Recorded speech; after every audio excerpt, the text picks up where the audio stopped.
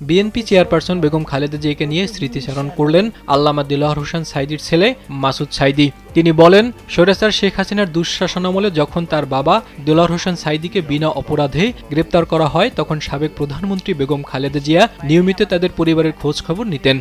তিনি প্রায়ই আল্লামা সাঈদীর সন্তানদের বাসায় ডেকে নিতেন এবং আন্তরিকভাবে সান্ত্বনা ও সাহস দিতেন। বিএনপি চেয়ারপারসন ও ৩ বারের সাবেক প্রধানমন্ত্রী দেশনেত্রী বেগম খালেদা জিয়ার মৃত্যুতে গভীর শোক প্রকাশ করে মাসুদ সাঈদী বলেন, বাংলাদেশের গণতান্ত্রিক অভিযাত্রায় বেগম খালেদা জিয়ার দীর্ঘ অবদান বাংলাদেশের ইতিহাসে স্বর্ণাক্ষরে লেখা থাকবে। স্যান্ডেলিনা সো, রূপচর্চায় আভিজাত্য।